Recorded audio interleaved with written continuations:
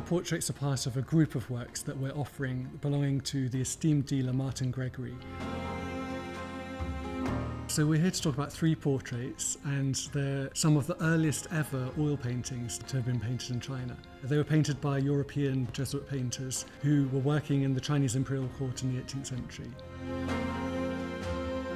So the first one is Prince Gore, and he was the youngest son of the Yongzhen Emperor. And this is a painting that's been attributed to the greatest of the Jesuits painters working at the Imperial court, Giuseppe Castiglione. And this has been attributed by comparing quite a similar work, which we know was by the artist.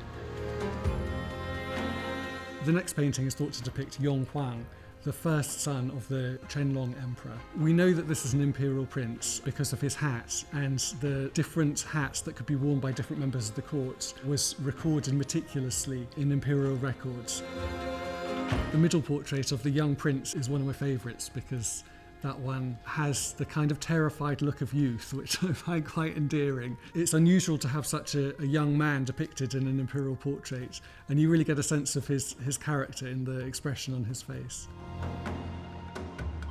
The final portrait depicts an unknown official, and it's much later in date, probably the 1770s in date. And by this point, both Atteret and Castiglione would have died, and so it would have been by one of the remaining Jesuit painters working in the court at the time.